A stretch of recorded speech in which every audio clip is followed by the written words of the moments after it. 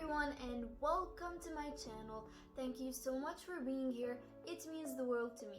On this channel we talk all things mental health, personal growth and a lot more. So if you support this type of content, make sure to go ahead and hit that subscribe button to help us grow our mini channel faster. Now let's get into today's topic. Today we're talking about insecurities. We all have them, we all experience them, and even if you identify yourself as someone that is very confident, I'm sure that you still have those moments where you feel insecure too. The thing about insecurities is that they show up in so many different ways and in all areas of our life.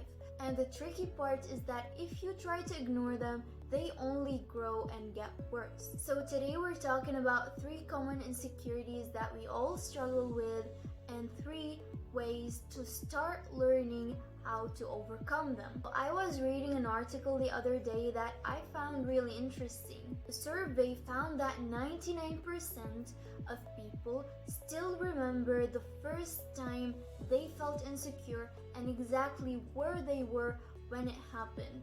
This just shows how impactful those moments of insecurity are on us. This research found that men are 35% more likely to develop insecurities related to their abilities and personality, while women were 16.8% more likely to develop their first insecurities as body-related insecurities. Here's the interesting part. The survey found that over 60% of the insecurities that we develop relating to our body image and our outer appearance are first initiated by other people's comments. But insecurities that we have relating to our abilities and personality, as well as our belief in ourselves, are self-imposed. Number 1, our body image. And this is something that we all struggle with, girls and guys. It's just that girls are a little bit more likely to develop these insecurities early on in their life, but it affects both. Especially in today's day and age with all of this social media and all of this Photoshop, Instagram models, all of these physically enhancing drugs that guys take, steroids. By the way, I'm gonna make a separate video about body image, but for now, I'm just gonna go over this point briefly. So when it comes to this insecurity, there are 2 things that might help you. The first thing is knowing that what you hear, read, and see is going to impact what you think you should be. I'm gonna repeat that. What you read, hear, and see is going to affect the way you think you should look, who you think you should be, and all of the beauty standards that you think you should live up to. So if you surround yourself with images of all of these models who look so effortless but actually spend hours taking a specific photo and posing and photoshopping and might have been on really strict diets this whole time, but they don't show you that. They might have been working out every single day, maybe even twice a day, and going to extreme measures, but you don't know that. You think they haven't actually gotten plastic surgery, but actually they really have. It's just that they have done it in a very subtle way that you can't really notice it very clearly. Same thing goes for the guys. When you see those movie actors who look so muscular and bulky and defined, that is not because they actually look like that all year long. Because if you see the photos that paparazzi take of them, they look completely different from the photos they upload themselves on Instagram that are also photoshopped. They also take steroids, physical enhancing drugs, lighting and posing. All of these things affect the way a picture looks.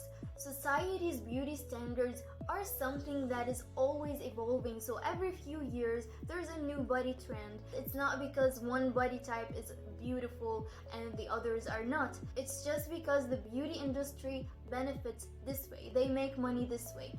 They come up with a new trend every few years, a new body type. Body standards are gonna keep on changing. That is not your fault, but at the same time, it is very unrealistic to try to live up to them, because the beauty industry will always come up with a new body standard, new body goals, and new trends just to make you feel insecure about you being yourself.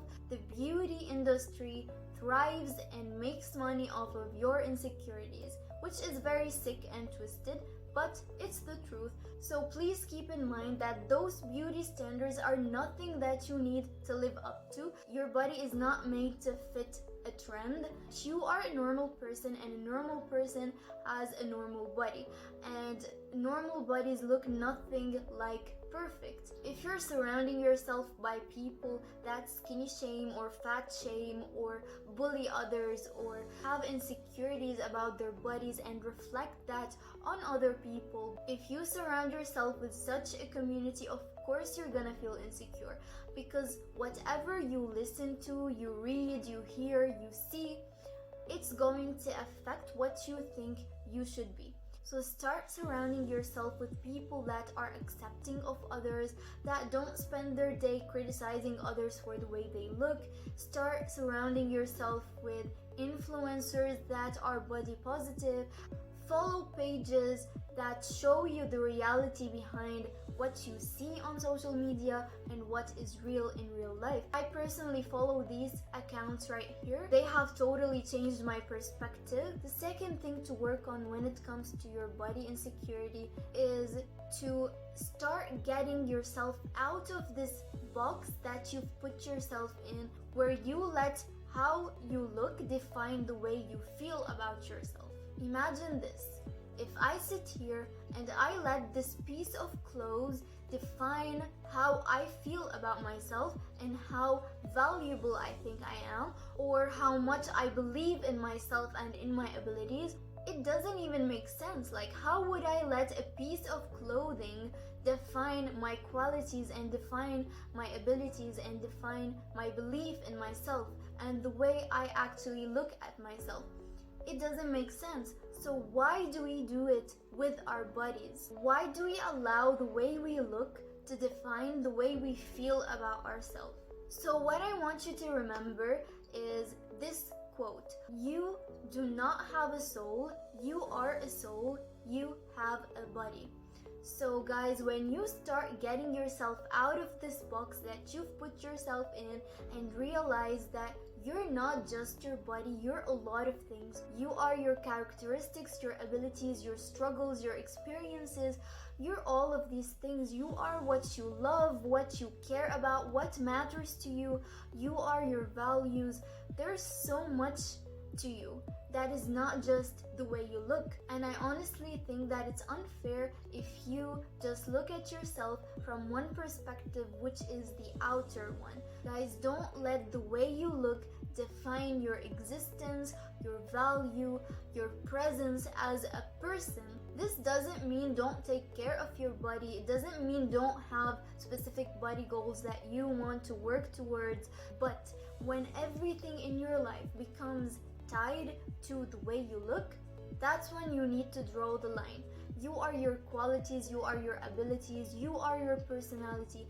And this brings us to our next point. Number 2, insecurities about your abilities, your personality, and those come from your own mind. They're coming from your own mind, your inner critic, the voice in your head that tells you, I'm not good enough, I'm not smart enough, I never come up with good ideas, I have no idea what I'm doing. What we have to do with that voice is communicate with it.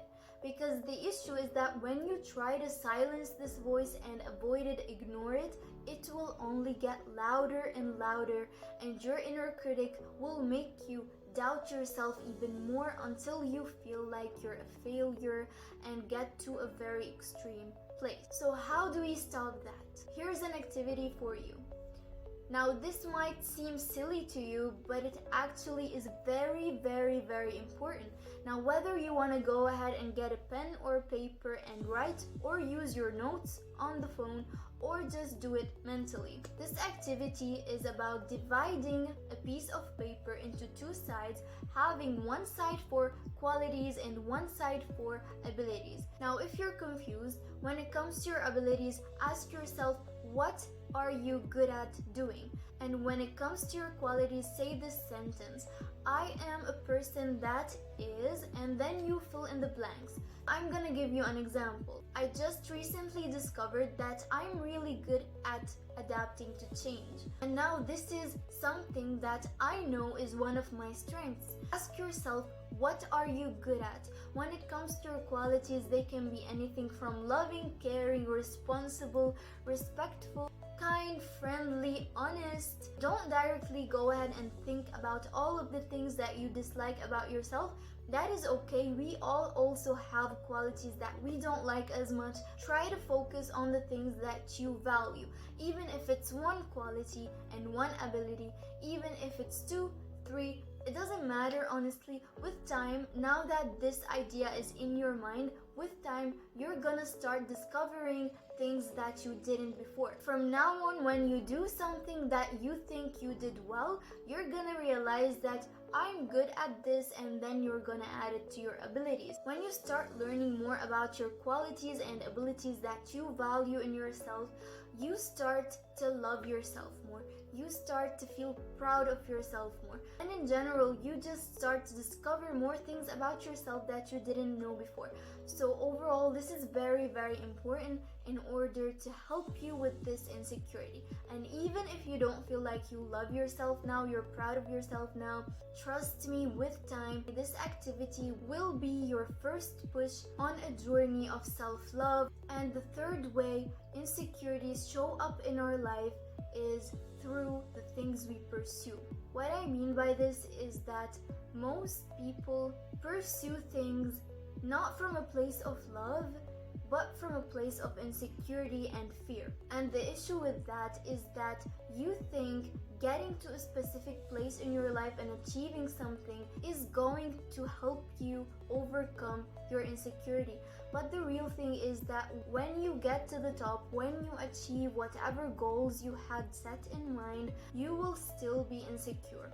For example, pursuing a wild social life and meeting so many people, if it's being done from a place of insecurity because you feel lonely or rejected, when you do meet so many people, when you have so many friends in your circle, you're still gonna feel insecure. It's not about what you're pursuing, it's about the intention behind it. Another example of this is when you set body goals, you have reached the image you thought will make you feel confident, but really the insecurity will still be there. Start to pursue things from a place of love, from a place of inspiration, from a place of self-improvement, and not from a place of overcoming a specific insecurity. So that was all for today. Thank you so much for watching. And before I actually stop this video, I'm gonna give you one last piece of information that's hopefully going to make you feel better. Over 50% of women and over 59% of men have completely gotten over the insecurities that they developed when they were little. So guys, it gets better with age. You will never be stuck here forever. Just be aware of your insecurities and work on them the right way instead of avoiding them or pursuing specific things in the hopes of overcoming them. Thank you very much for watching. Thank you so much for trusting me with your time. If you like this video, give it a thumbs up and don't forget to hit that subscribe button because there's so much more to come. I'll see you in the next video. Bye!